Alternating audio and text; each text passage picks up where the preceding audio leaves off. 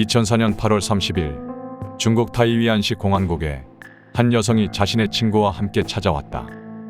여성의 상태는 얼핏 좋지 않아 보였고 횡설수설했다.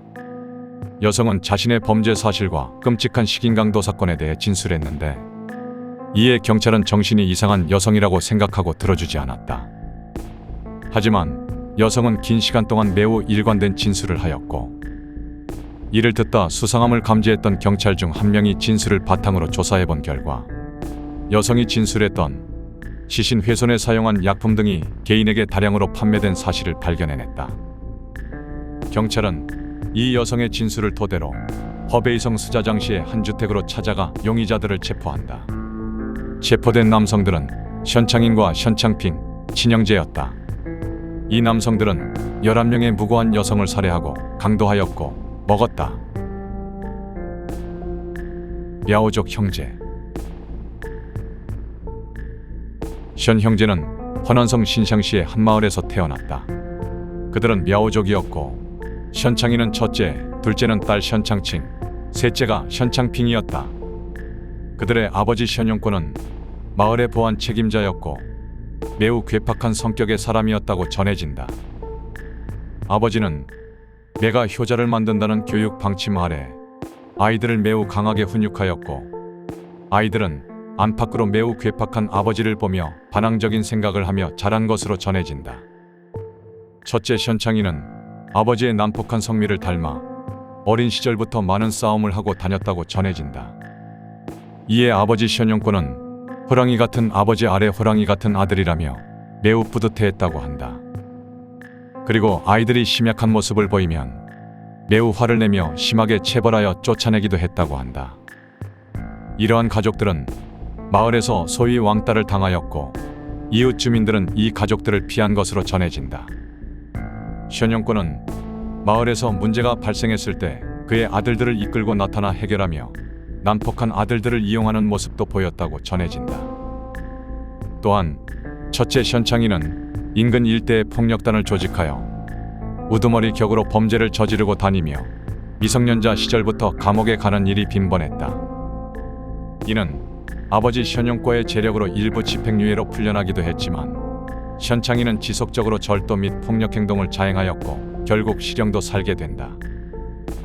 또한 셋째 현창핑은 이런 형의 모습을 보며 동경하였다고 한다. 그러던 2002년 어느 날 누군가가 고의로 설치한 폭약으로 그들의 어머니가 눈과 얼굴에 심각한 부상을 입는 일이 발생한다. 하지만 증거 불충분으로 현재까지 사건은 미제가 되고 범인을 잡을 수 없게 된다. 또한 2003년 현 가족의 집에 고의 방화로 추정되는 화재가 발생하기도 한다. 일련의 사고들을 겪은 후 현 가족들은 자신들이 일종의 음모의 대상이 되었다고 생각한다. 마을에서 매번 심각한 사고를 치며 문제를 일으키는 현 가족들에 대한 마을 사람들의 보복 행위였을 가능성이 높아 보인다. 하지만 이 사건들은 미제로 남게 되어 사실관계 파악은 어렵다. 사업. 하루가 멀다 하고 지역에서 사고를 치는 아들을 보다 못한 현용권은 2003년 현창인에게 10만 위안을 쥐어주며 출가하여 사업을 해보라고 제안한다. 이때 현창핑을 현창인과 같이 내보내게 된다. 형과 함께할 수 있었던 현창핑은 매우 기뻐했고 그들은 간수성으로 가서 자동차 수리 공장 사업을 시작한다. 하지만 두 형제는 직원들에게 모든 일을 위임하고 술과 도박에 빠져 지냈고 얼마 가지 않아 사업은 망하게 된다. 직원들의 급여도 지급할 수 없는 상황이 되어 장비까지 모조리 팔게 되었다. 무일푼 신세가 되었던 그들은 아버지의 기대를 저버릴 수 없어 절도를 계획하게 된다. 하지만 절도는 큰돈이 되지 않았고 그들은 곧 다른 범행을 계획하게 된다. 시작 그리고 동료. 2003년 6월 9일 현 형제는 인근 업소에서 일하는 야오팡이라는 여성을 납치하기로 계획한다. 야오팡은 일찍이 가출하여 화류계에 종사하는 여성이었는데 현창이는 이 야오팡이라는 여성의 단골 고객이었다. 현창이는 평소 야오팡의 고객으로 그녀와 대화를 나누던 중 그녀가 일찍부터 화류계에 몸담으며 꽤 많은 돈을 모았다는 것을 알게 된다. 현 형제는 단순히 납치만 계획한 것이 아니었다. 범행 전 이들은 30kg의 황산액을 준비하였는데 범행 이후 살해하고 시신을 훼손할 계획까지 세웠던 것이다. 이들은 매춘을 미끼로 야오팡을 유인한다. 이후 그녀를 결박하고 집 열쇠와 통장 비밀번호를 묻지만 야오팡은 매우 거칠게 저항하였다고 전해진다. 하지만 이들은 야오팡에게 폭력을 가했고 야오팡은 결국 집 열쇠와 통장 비밀번호를 말하게 된다. 야오팡은 이들이 단순 폭행 강도 목적인 것으로 판단하였지만 현창이는 현창핑에게 열쇠와 카드를 주고 야오팡의 재물을 가져오게 시킨다. 야오팡의 통장 등에서 약 3만 위안을 갈취한 이들은 야오팡을 살해한다. 이후 시신을 훼손하고 준비한 황산의 이를 녹여 하수구에 유기했다. 이 범죄를 저지른 현 형제는 두려운 마음도 조금 있었으나 3만 위안의 돈과 접대부를 강탈했다는 스릴과 만족감을 크게 느꼈다고 전해진다. 이후 이들은 야오팡의 업주가 야오팡의 실종 신고를 하지 않았던 점을 파악하고 동일 범죄를 계속 저지를 것을 계획한다. 이들은 내몽골의 바오터우시로 이동하여 임대주택을 하나 얻는다. 그리고 동일한 방법으로 화류계 여성인 리출링을 그들의 임대주택으로 유인한다. 이들은 야오팡과 동일한 방법으로 리출링을 구타하였고 재산을 강탈하였다. 이후 이들은 리출링을 살해하고 증거 인멸을 하려 했으나 리출링의 외모는 너무 뛰어났고 그녀가 울면서 다른 부자들을 속여 데려올 수 있다고 이들을 설득하자 그녀를 살려주기로 마음먹는다. 이에 리출링은 이때부터 현 형제의 내연녀가 되었고 이 범죄 단체의 홍일점이 된다. 그리고 누구보다 열심히 이들과 함께 범죄를 저지르게 된다. 며칠 후 리출링은 예정대로 매춘부 여성 한 명을 유인해왔다. 그리고 이들에게 동료의 증명으로 그 여성을 직접 살해하는 모습을 보여준다. 그들은 여성의 재산을 모두 빼앗고 시신을 훼손하고 약품을 이용해 증거를 인멸한다. 리출링은 이 일련의 과정을 모두 함께한다. 여기서 매우 충격적인 부분이 한 가지 있는데 리출링은 자신이 최근 유산 수술을 마쳐 몸보신이 필요하다고 현 형제에게 말하며 피해자의 신장을 자신에게 줄 것을 요청한다. 이후 이셋은 피해자의 신장을 요리하여 먹는다. 이 대목에서 리출링은 억지로 가담하게 된 피해자가 아닌 현 형제만큼 아니 더한 범죄자라고 볼 수 있다. 도살자들. 한 달이 지난 어느 날 이들은 리출링에게 다시 한번 사냥감을 데려오라고 지시한다. 리출링은 이때 자신에게 돈을 빌려줬던 자오단이라는 여성을 이들에게 데려간다. 리출링은 이들을 이용하여 사적인 채무 관계까지 정리했다. 어찌 보면 현 형제보다 리출링이 진짜 사악한 범죄자일지도 모르겠다. 아무튼 리출링은 자오단에게 돈을 갚겠다고 말하며 현 형제에게 유인한다. 이 뒤는 같다. 이 여성도 재산을 강탈당하고 액체가 되어 유기당한다. 이 범죄자들이 정말 악질인 이유 중 하나는 피해자들의 시신을 어디에서도 찾을 수 없게 말 그대로 이 세상에서 삭제시켰다는 점이다. 이후 이들은 점점 거침이 없어진다. 한 달 사이에 2번의 범죄를 저지르게 된다. 리출링을 이용하여 장출링이라는 여성과 왕펑지안이라는 여성을 각각 유인한다. 장출링이라는 여성에게 21,800위안을 강탈하는데 성공하였고 같은 방법으로 처리한다. 하지만 왕펑지안이라는 여성은 매우 뚝심 있는 여성이었고 이 여성은 본능적으로 자신의 재산을 내놓으면 자신이 살해당할 것을 예상하였다. 모진 폭행 속에서도 이 여성은 끝끝내 자신의 재산을 내놓지 않았다. 현 형제와 리출링은 왕펑지안을 결박하였음에 크게 걱정하지 않았고 늦은 시간이 되자 잠이 든다. 하지만 그들이 잠들 때까지 기회를 엿보던 왕펑지안은 창문을 깨고 탈출을 시도한다. 그러나 하늘은 그녀를 돕지 않았다. 창을 깨고 뛰어내리는 것에는 성공하였으나 그곳은 사람이 뛰어내리기에는 매우 높았다. 이에 왕펑지안은 추락사하게 된다. 하지만 이때 깊은 밤 시간 떨어지는 소리는 매우 컸고 3명의 일당들은 그 소리에 놀라 밖으로 나가 왕펑지 안의 시신을 급하게 수습한다. 이때 누군가 목격자가 있을지도 모른다는 불안감에 이들은 다른 도시로 도망치게 된다. 자오메이잉. 자오메이잉은 1979년 2월 9일 산시성 우타이현에서 태어났다. 그녀는 어린 시절 부모님 없이 조부모 밑에서 자랐고 가정 형편은 매우 어려웠다고 전해진다. 그녀는 중학교를 입학했지만 형편상 자퇴를 하였고 이곳저곳을 돌아다니며 힘들게 아르바이트를 하며 살았다고 전해진다. 그녀는 매우 힘들게 돈을 모았고 끝내 길가에 간신히 노점을 차릴 수 있을 만큼의 돈을 모으게 된다. 이를 가지고 노점에서 신발을 판매하며 생계를 꾸려나갔다. 2004년 신발을 판매하던 어느 날 어떤 여성이 자오메이잉의 가게에 방문했다. 때때로 가게에 앉아 차를 마시며 대화를 했고 그녀와 친분을 쌓았다. 그리고 자오메이잉의 집에도 초대하여 함께 식사를 하는 사이까지 발전한다.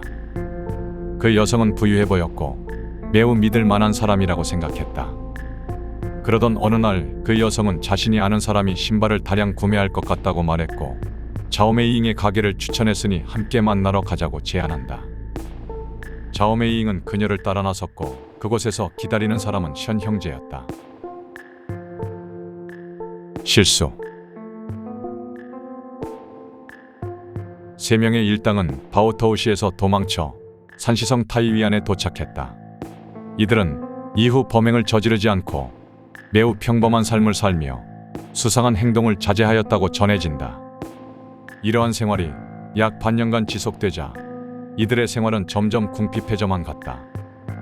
하지만 션 형제는 일하지 않았고 오히려 리슐링을 인근 KTV에 취업시켜 돈을 벌어오게 하였다. 리슐링은 당연히 도망치지 않았다. 그녀는 션 형제의 생활비를 직접 벌어오는 생활을 불만 없이 이행했다. 이미 이들은 한 가족이나 다름없는 사이였던 것으로 추정된다. 어느 날 리슐링은 자오메이잉이라는 사람을 알게 되었다. 그녀의 집에서 그녀의 통장에 9만 위안이 있는 것을 확인한 리슐링은 션 형제에게 이를 알린다. 3명은 논의 끝에 다시 범죄를 저질러 한탕하자는 결정을 하게 되고 자오메이잉을 집으로 유인하게 된다. 수면제가 섞인 우유를 먹여 자오메이잉을 잠들게 만든 그들은 그녀의 열쇠를 훔쳐내어 그녀의 집으로 들어가 통장을 가지고 나온다. 이후 자오메이잉이 정신을 차리자 비밀번호를 말하라고 폭행을 가한다.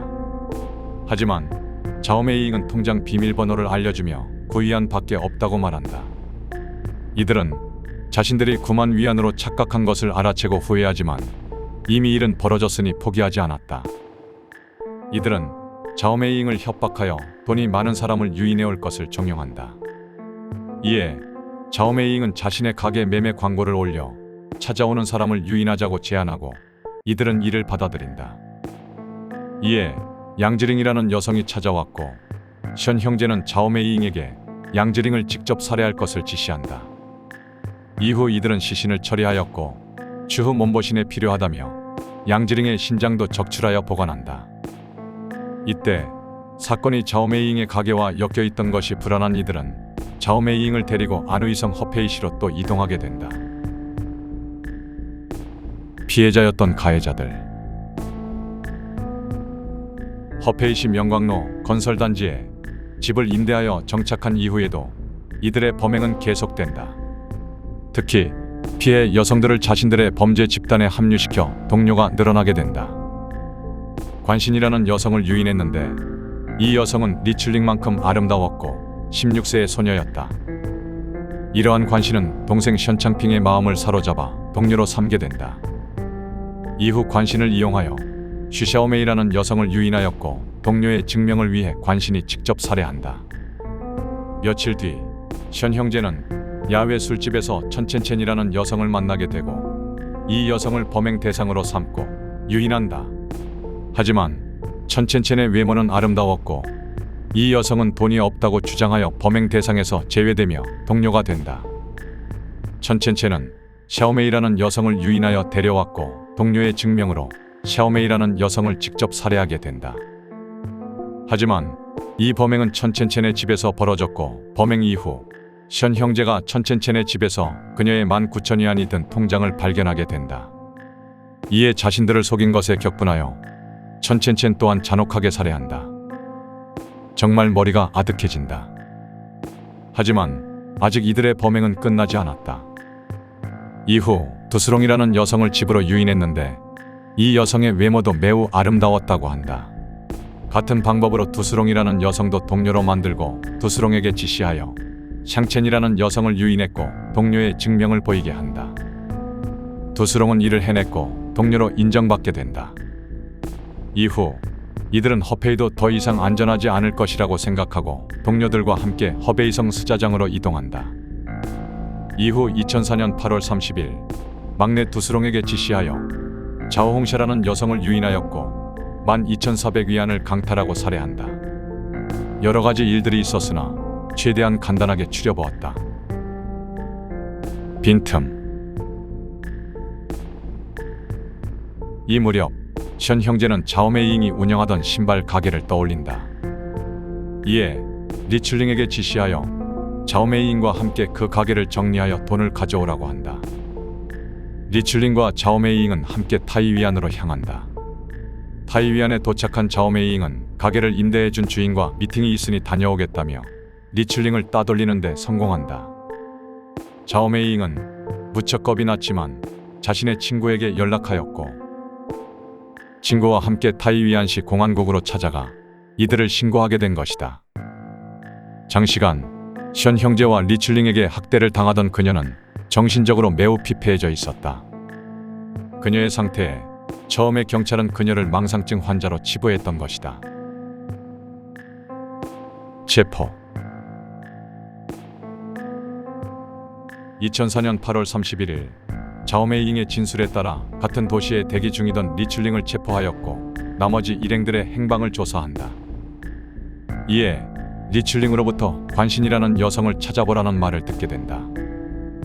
경찰은 KTV에서 노래를 부르고 있던 관신을 체포하였고 이후 자오홍샤의 시신을 훼손하고 있던 션 형제와 그곳에 있던 두스롱을 체포한다. 션 형제는 체포된 이후 사람과 닭을 죽이는 것에 차이를 느끼지 못하겠다고 진술했다. 션 형제는 당연히 사형을 확정받게 된다. 리출링 또한 마찬가지로 사형을 선고받는다. 그 외 두스롱과 관신은 20년형을 선고받는다. 관신의 집은 매우 부유했는데 관신은 스스로 원하여 화류계에 뛰어든 것이라는 후문이 있다. 자수하여 수사에 적극적으로 협조했던 자오메이잉은 3년을 선고받는다. 여담이지만 중국판 잭더리퍼 사건을 기억하실지 모르겠다. 그 사건에서 자원계에게 강제로 협조했지만 경찰의 수사를 돕고 사건을 세상에 알린 서류와는 사형을 선고한 것에 대비해서 자오메이잉의 처벌이 상당히 낮게 끝난 것에 놀랐다. 션창이는 죽기 전 자신이 살해한 여성들이 자꾸 꿈에 나온다며 괴로워했고 이후 다시 태어나면 여성으로 태어나 지금까지 지은 죄의 빚을 갚고 싶다고 말했다고 한다. 동생 션창핑은 형이 없었다면 자신은 이렇게 오랜 시간 쾌락을 누리며 살 수 없었을 것 같다고 이야기하였고 형이 없었다면 자신의 인생이 매우 불운했겠지만 이런 결말은 아니었을 것 같다는 원망인지 뭔지 애매한 말을 한 뒤 형이 집행되었다고 한다.